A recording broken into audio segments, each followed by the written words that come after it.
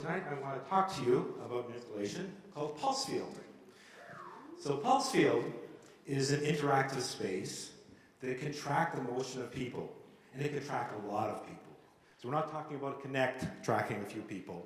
We're talking about 50, maybe 60, 70 people simultaneously knowing where they are on the playa, figuring out what they're doing, how they're moving, and then doing immersive video around them projected onto the playa floor.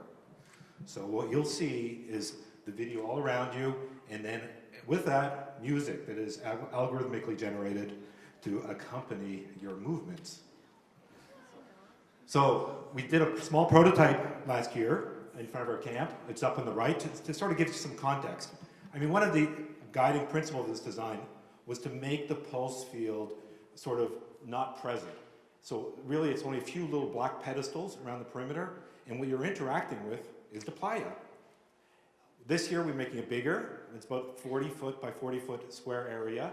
We're projection mapping with multiple projectors onto the screen, onto the playa. And another neat piece of it is, well, it's music too, soundscapes, music that are algorithmically generated, but there's an extensible set of modes. So there's apps that can run on this thing. And we've got several of them already working really well. On the left here, is a liquid simulation. And as Katie mentioned, I'm a scientist. I really like doing art that's based on science.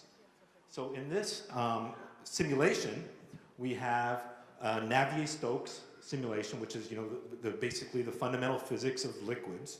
And if you can imagine it, on the playa will be a liquid, like a blue, slightly moving area. But as you walk into it, you add oil into it. So the first person to come in may add some red oil into this simulation. And they can stir it up and make vortices, make it spin around. The next person comes in, adds some yellow oil. And you can interact with each other, interact with what's going on. And it creates a really trippy display.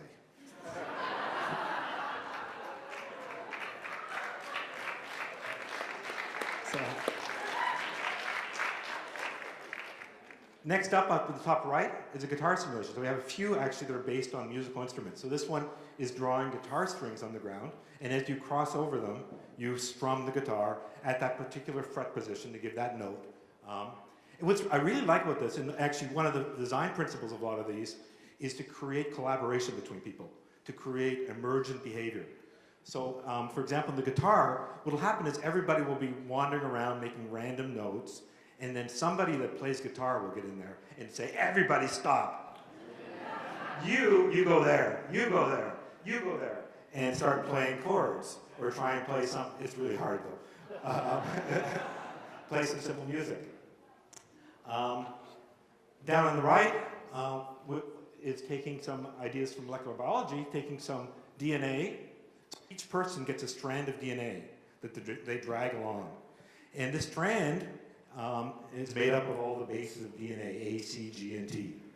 At the end of your DNA, that's called the 3' end of DNA, it can bang into other pieces of DNA and join onto them, ligate to them, and then you get a bigger piece of DNA. But then the really neat mode is that if you come along parallel to somebody else's DNA, and it's got complementary bases all along, it'll base pair and form a helix. And so you'll be actually paired with the DNA. And it gives a whole new meaning to sharing your DNA on the playa.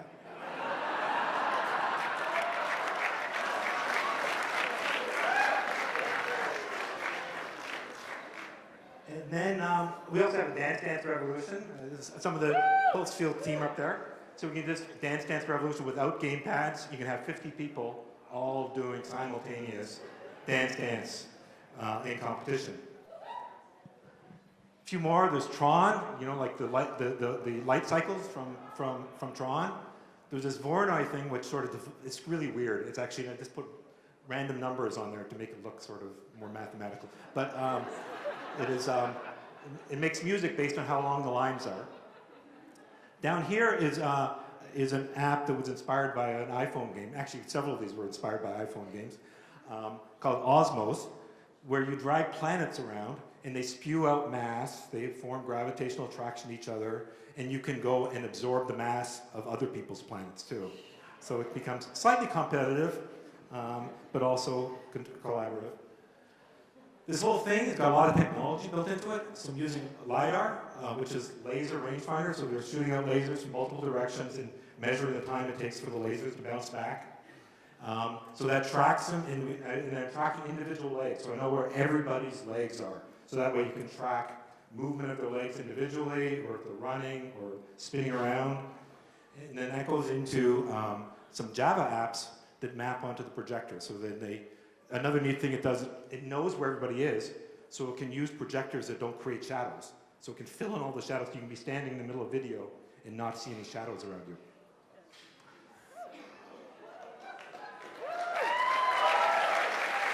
Thank you. And then there's music. I don't hear anything though. Oh, there it is. So also, the movement of people can trigger music.